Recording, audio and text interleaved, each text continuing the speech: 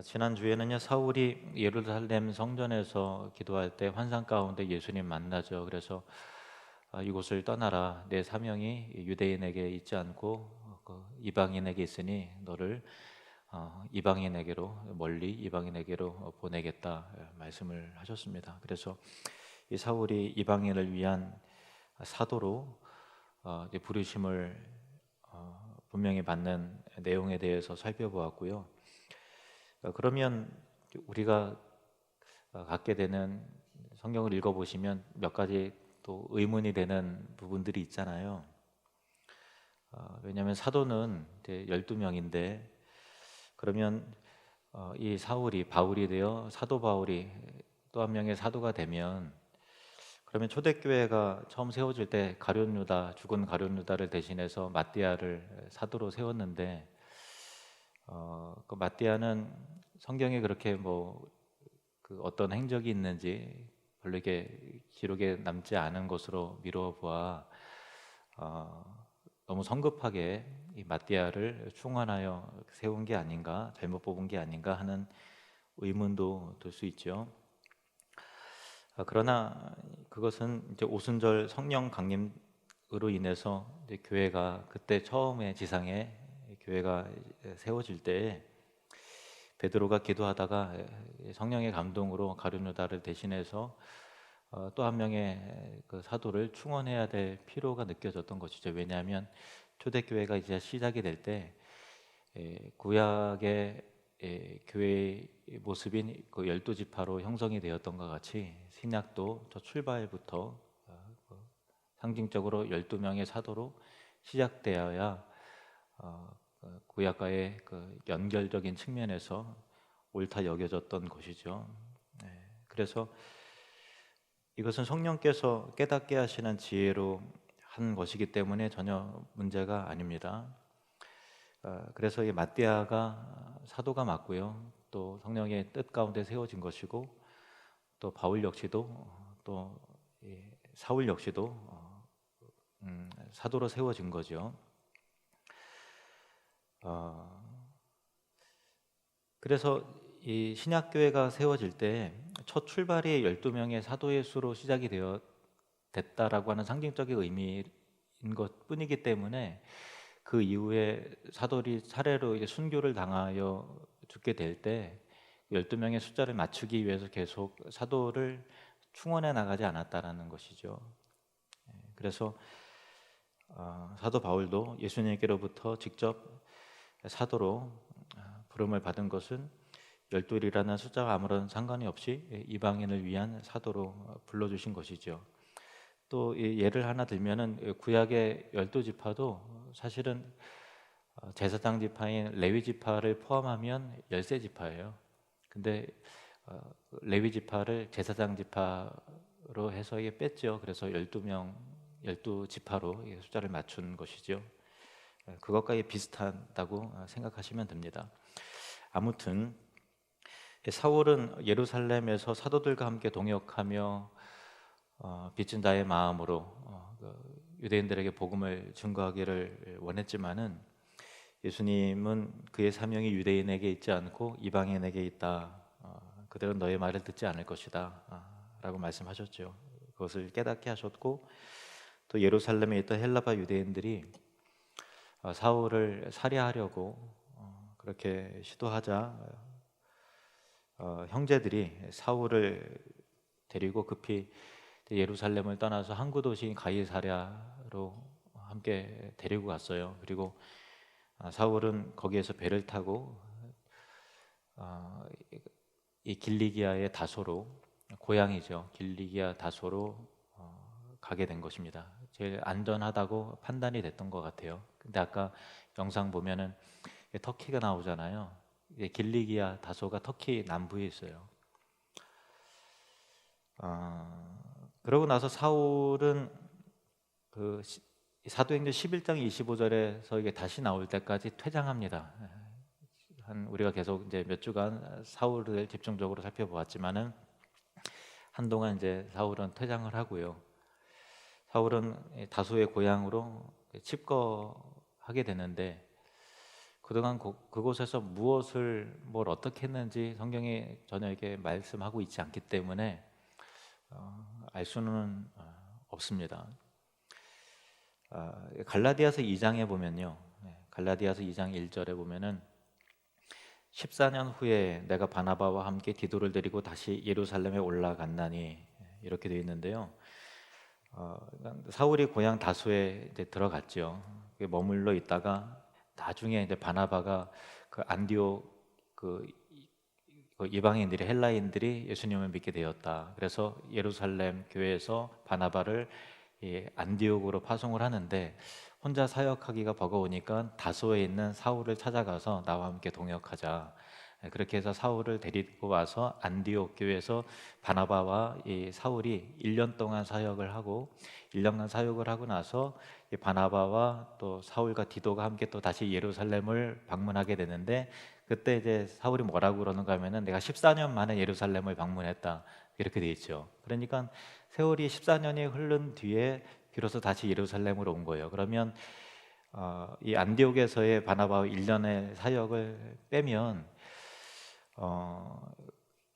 거의 13년, 거의 13년 동안, 학자들마다 의견이 조금씩 다르긴 합니다만은 10년 이상, 최대 13년까지의 긴 기간을 고향 길리게 다소에 들어가서 거의 그 운둔하면서 칩거하는 긴 기간이잖아요. 그러니까 뭘 했는지는 알 수는 없습니다만은 사울에게서는 굉장히 힘든 시간이었겠죠. 분명히 쉽지 않았던 그런 기간이었을 거예요. 그래서 우리가 이제 사도행전 9장에서 사울을 지금 볼 때는 청년 사울이었으나 떠나라, 그리고 나서 떠났을 때, 그리고 또 세월이 이제 14년 후에 다시 등장하게 될 때는 사울이 중년의 그 사울이 되어서 다시 성경에 사도행전 11장에 등장을 하게 되는 것이죠. 한편 이 사울이 사도행전에서 잠시 퇴장한 후에 그 전후로 거의 10여 년 이상의 그 전후로 되어지는 교회의 분위기를 사도행전의 저자 누가가 다음과 같이 서술하고 있습니다. 31절 말씀 함께 읽겠습니다. 그리하여 온 유대와 갈릴리와 사마리아 교회가 평안하여 든든히 서가고 주를 경외함과 성령의 위로로 진행하여 수가 더 많아지니라. 아멘. 초대교회의 그 부흥에 대한 기록인데요, 이 누가는 이 부흥의 특징을 5가지 단어를 사용함으로써 묘사하고 있는 건데요.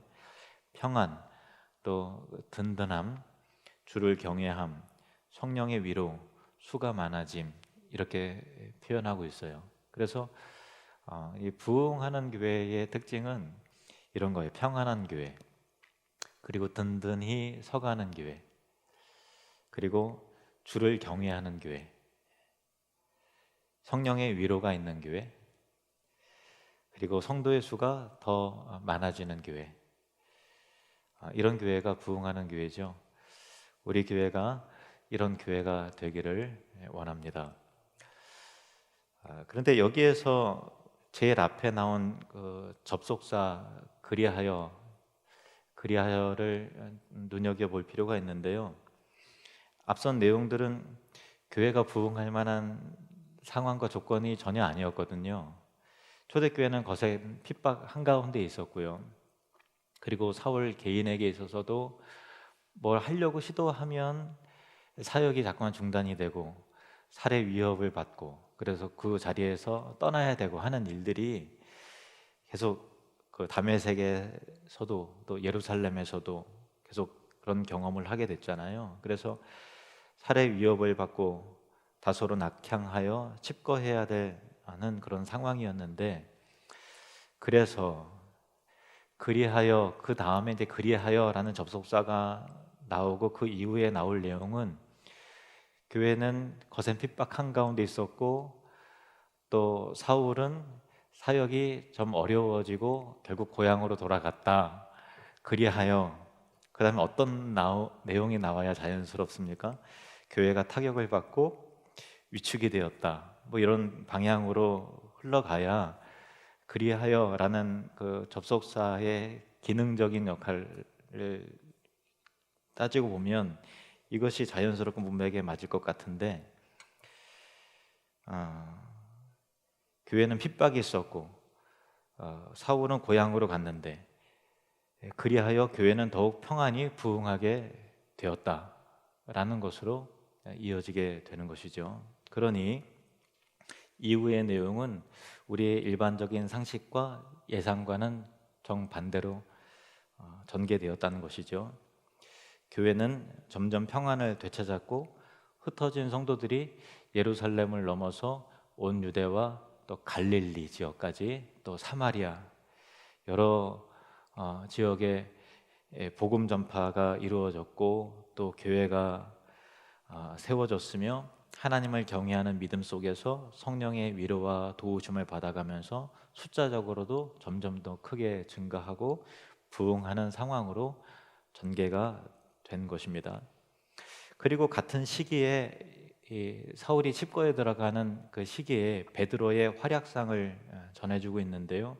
32절 말씀 보시면 그때 베드로가 사방으로 두루 다니다가 루다에 사는 성도들에게도 내려갔더니 이렇게 돼 있어요. 그러니까 국내파 지역 베드로는 국내파로서 예루살렘을 벗어난 적이 없어요. 그리고 예루살렘과 온 유대와 사마리아 땅끝까지는 내 증인이 되라 했는데 이 핍박이 있기 전까지는 사도들도 예루살렘을 떠나지 못했어요. 그런데 이 빌립과 같은 헬라파 그리스도인들이 또 빌립뿐만 아니라 여러 그리스도인들이 여기저기 가서 사마리아에도 갈릴리에도 또 유대 전역에도 들어가서 전도하고 믿음의 공동체를 세우고 이 선교의 길을 닦아놓고 했단 말이에요. 그래서 이 닦여진 길을 통해서 이스라엘 전역을 이제 그 베드로가 또 다른 사도들도 그렇게 함께 했겠죠. 전역을 돌아다니면서 복음을 전하고 또 세워진 교회의 성도들을 위로하고 또 함께 격려하고 세워 나갔다라는 그런 이야기인 것입니다.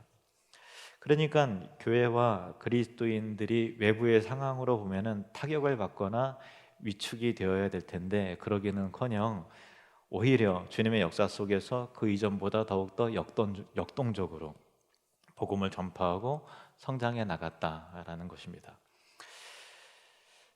이처럼 사울이 헬라파 유대인들의 그 살해 위협을 피해서 고향 다소로 피신할 수밖에 없었다는 그 이전의 내용과 그리하여 온 교회가 든든히 세워져 가고 또 성령의 위로 가운데 부흥하게 되었다라고 하는 그 이후의 내용은 그리하여라는 단어를 접속사로 할 때 전혀 연관성이 없어 보이지만 그럼에도 불구하고 상반되어 보이는 두 구절을 한데 이어주고 있는 이 그리하여라고 하는 이 접속사가 보여주는 특별한 그 메시지가 몇 가지가 있습니다. 첫 번째는요, 내 눈에 보이는 것만이 전부가 아니다라는 것입니다. 같이 한번 따라해 볼까요? 내 눈에 보이는 것만이 전부가 아닙니다. 성숙한 그리스도인이 된다는 것은요, 내가 경험하고 듣고 눈으로 보이는 것만이 전부라고 판단하는 어리석음을 벗어나야 되는 거예요. 미성숙할 때는 내가 보고 듣고 경험하는 것만이 전부라 판단해서 너무 쉽게 그 판단을 해버려요. 그런데 그렇지 않아요. 우리 눈으로 보여지는 것들이 참 부정적이고 또 교회가 위태로워지는 것 같고 또 암담한 것들이 보여질지라도 믿음의 사람들은 우리의 눈으로 보고 듣고 경험하는 것 이상의 하나님의 섭리의 큰 그림을 기대하며 소망하며 바라보는 사람들이 바로 믿음의 사람들이죠. 그래서 하나님은 선하시고 또 궁극적으로 하나님 나라의 영광을 확장시켜 나가시는 하나님의 계획, 가심이 있기 때문에 예수 믿는 사람들은 믿음의 관점으로 본다는 것은 절대로 부정적으로 볼 수가 없어요. 그게 뭐 만사형통하게 되고 다 풀린다 그런 의미가 아니라 뭔가 성숙하게 되고 거룩하게 되고 정화되어지게 되고 또 하나님 나라가 우리가 이해할 수 없는 또 다른 방향으로 확장되어지게 되고 하는 그런 일들이 일어나게 되는 것이죠. 코로나19도 하나님의 그런 큰 섭리의 관점으로 봐야 되지 않겠습니까?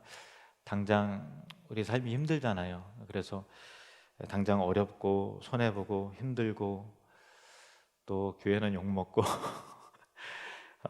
하지만 하나님의 섭리 속에서 그가 우리를 거룩하게 하시고 또 영광 가운데로 이끄시고 또 우리를 구원하시며 엎드리게 하시고 겸손하게 하시고 하나님 앞에서 깨어나게 하시는 하나님의 계획하심이 있다라는 것이죠.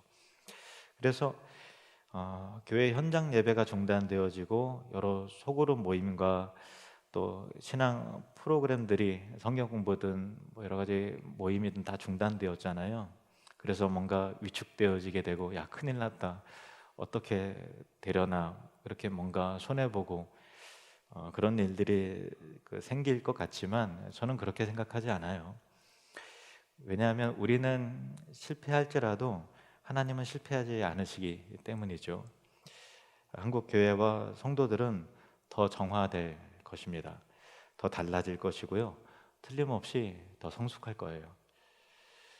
얼마 전에 그 상주 이 BTJ 그 열방센터 어떤 분은 이제 열방이라는 단어가 낯서니까 그게 세계라는 의미잖아요. 열방이니까 무슨 그 찜질방 같은 건 줄 알았다 그러더라고요. 그게 아니라 인터컵 선교단에서 운영하는 그런 그 훈련 센터인데요. 거길 중심으로 코로나 확산이 두드러졌잖아요. 제천에도 이게 몇 교회가 연관된 교회가 있어요. 그래서 세상 사람들에게 한 번도 또 기독교냐 그래서 엄청 또 욕을 먹고 우리는 또 사람들의 또 눈치를 보고 그랬죠. 이 인터컵 선교단은 신사도 운동 그리고 또 극단적 세대주의 운동과 관련이 된 단체인데 이제 666 베리칩 그 무슨 종말론 그런 쪽으로 하고 또 백투더 제루살렘 그러니까 그 예루살렘 회복 운동을 통해서 뭔가 점령해 나가야 된다 하는 그 신천지와 같은 사이비는 아닌데 극단적인 그 이단성이 있는 단체예요. 왜 이단이다라고 이게 명확하게 얘기하지 못하냐면은 처음에 그게 그 신사도 운동이 극단적 세대주의 운동이 우리 한국 교회에 들어오게 될 때 이단인 줄 모르고 한국 교회가 받아들였거든요. 그래서 많은 목사님들과 또 평신도들이 많이 이게 연루가 돼 있어요.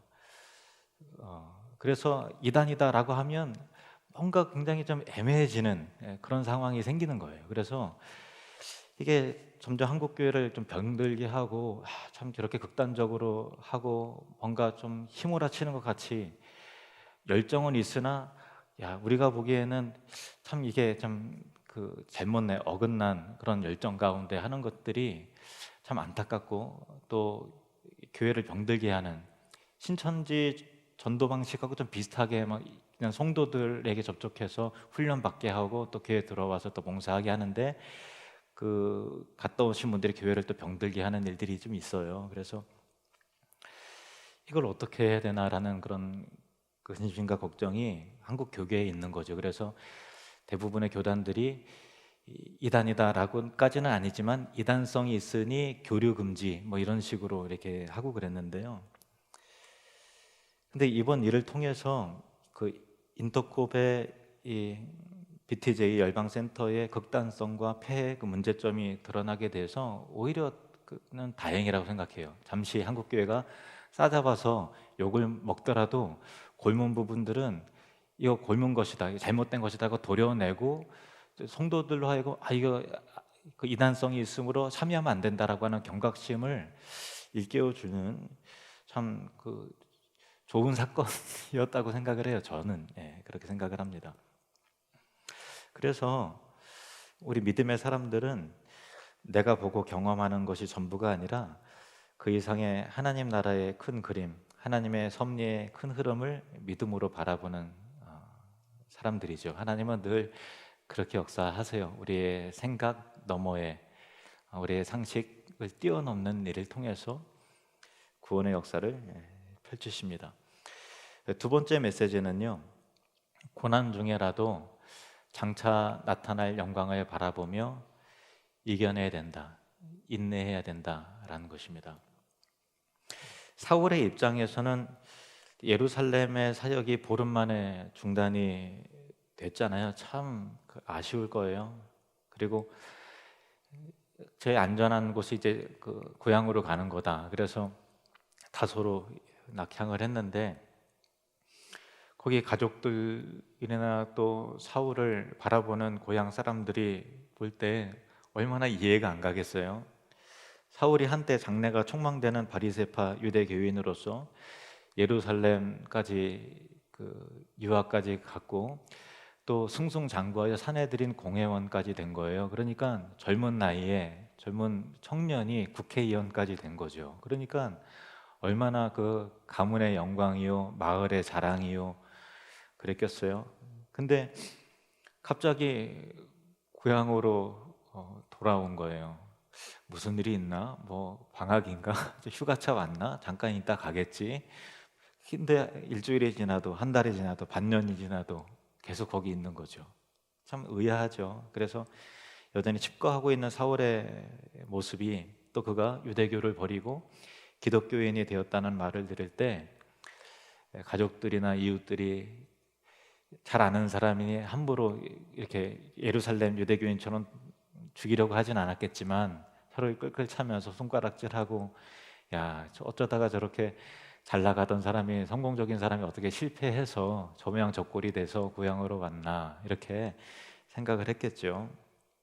그런 냉담하고 차갑고 자기를 불쌍히 여기는 듯한 그런 시선들, 그런 것들이 사울을 괴롭게 할 만한 충분한 환경이 있는 거죠. 그리고 사울이 고향에서 10여 년간 고립이 되었잖아요. 그래서 자신은 얼른 복음 사역에 뛰어들어서 함께 사도들과 초대교회 성도들과 함께 동역하고 주의 나라를 확장하고 싶은 열정이 가득한데, 떠나라. 그래 들어갔더니 계속 이제 거기서 고립되어 있는 상황이 연출이 되고, 듣는 소문으로는 유대와 갈릴리와 사마리아와 전역에 교회가 세워지게 되고, 사도 중심으로 교회가 더욱더 부흥하게 되고 왕성하게 되고 숫자가 더 많아지는 소식들을 계속 듣는 거예요. 그러니까 그 속에서 나만 제외가 되고 배제된 그 소외감과 그 상실감과 그런 것들이 사울에게서 참 그런 감정이 들 만한 충분한 이 상황이잖아요. 사울이 이때 나를 구원하시고 나를 부르신 예수 그리스도만을 바라보지 않았다면 이겨내기 아주 힘들었을 것입니다. 하나님은 사울을 연단하시면서 내가 하지 못해도 또 다른 누군가를 통해서, 또 다른 방식을 통해서 일하시는 하나님이심을 배워나가야 했던 것이죠. 내가 주의 교회와 나를 위해서 이만큼 기여해야 되겠다라고 하는 열정으로 되는 것이 아니라, 내가 없어도 하나님은 하시는구나, 하나님 홀로 영광을 받으시기에 충분하신 분이시구나, 쓰임 받는 것 자체가 나에게 은혜구나 라는 것들을 더 깊게 묵상하게 되는 내려놓음의 기간이었을 거예요.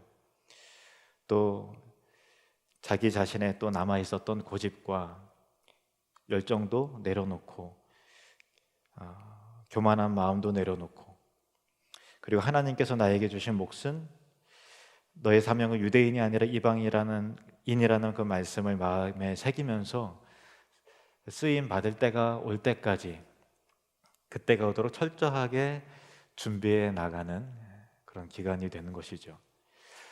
그래서 사울은 이 모든 과정을 경험한 그 이후에 로마서에서 이렇게 고백을 합니다. 로마서 8장 18절 말씀 함께 읽겠습니다. 시작. 생각하건대 현재의 고난은 장차 우리에게 나타날 영광과 비교할 수 없도다. 아멘. 다수의 칩거가 끝난 뒤에도 사울은 수없이 고난을 계속 당하지만은, 사울은 어떠한 경우에도 고난 그 자체만을 바라보고 낙심하지 않았어요. 눈에 보이는 고난을 뛰어넘어서 보이지 않는 가운데도 일하시고 그 일을 통해서 합력해서 선이 되게 하시고 장차 나타날 영광과 면류관을 기대하면서 계속해서 나아갔던 것이죠. 눈에 보이는 것을 넘어서 보이지 않는 주님의 큰 섭리를 보고 있었기 때문에 사울은 절망하지 않았던 것입니다. 여러분, 힘드시죠? 모두가 다 힘든 때를 보내실 것입니다. 그러나 현재의 고난은 장차 우리에게 나타날 영광과 좋게 비교할 수 없는 줄로 믿습니다. 지금까지 잘 해오셨던 것 같이 더 인내하고 참고 기다리고 믿음으로 승리하시기를 주의 이름으로 축원합니다. 마지막으로 세 번째 교훈은요, 31절 전반적인 부분을 좀 적용하면 좋을 것 같습니다. 31절 말씀을 다시 한번 읽겠습니다. 그리하여 온 유대와 갈릴리와 사마리아 교회가 평안하여 든든히 서가고 주를 경외함과 성령의 위로로 진행하여 수가 더 많아지니라. 아멘. 예루살렘을 넘어서 흩어진 성도들이 여기저기에서 새로운 믿음의 공동체를 이루었고요. 그 교회들이 온갖 어려움이 있었지만 결국 이겨냄과 함께 평안을 되찾는 거죠. 그러니까 그것이 내면적인 평안도 되지만 그 핍박이 계속 있었던 건 아니에요. 점차 어떤 정치적인 이유로 수그러들었던 그런 시절이 온 것이죠. 평안을 되찾고 더 든든히 세워져 가게 됐다라는 거예요. 교회의 부흥을 말하는 것인데, 저는 이 부분이 이 예루살렘 교회도 또 사마리아에 있는 교회도 갈릴리에 있는 교회도 유다의 전역에 있는 여러 신앙의 공동체들이 그렇게 든든히 세워져 갔는데, 그 교회들은 건물이 아니라 성도를 말하는 것이잖아요. 그래서 1차적으로는 그 교회 그 자체를 말하는 것이지만, 저는 좀 넓게 적용해서 교회인 우리 하늘리림교회 성도님들의 가정과 삶 전역에 이 부분을 축복하는 마음으로 적용하면 좋겠다라는 감동이 있었어요. 그래서 제가 세 가지를 여러분에게 축복하길 원합니다. 이 말씀을 근거로. 그리고 여러분은 아멘으로, 믿음과 함께 아멘으로 화답하셨으면 좋겠어요. 첫 번째는요, 하늘누림교회인 여러분의 가정과 일터가 평안하여 영과 육이 든든해지고 경제적으로도 든든하게 회복되어지는, 든든하게 서가게 되시기를 축복합니다. 두 번째는요, 우리가 함께 겪는 이 상황을 통해서 주를 경외함을 배우고 믿음이 자라나고 성령의 특별한 위로하심이 여러분의 가정과 자녀와 일터에 하나님의 위로하심이 가득하시기를 축복합니다. 세 번째입니다. 수가 더 많아지니라. 이 부분에 대한 적용입니다. 지금의 시대가 기독교가 조롱거리가 되고 또 같이 또 부끄러워지는 마음도 들기도 하고, 그래서 전도의 문이 막혀지는 시대인 것 같지만, 그럼에도 불구하고 예수 그리스도의 십자가는 이 복음의 능력을 우리가 붙잡기만 하면 그 교회는 하나님 앞에 반드시 쓰임을 받는다라는 것입니다. 그럼에도 막혀진 것 같은 상황일지라도 저와 여러분을 통해서 전도의 문이 열려지고 선교의 지경이 넓어지고 여러분의 인생이, 사업장이 복음과 하나님 나라를 위해서 귀하게 쓰임 받으시기를 축복합니다. 기도하시겠습니다.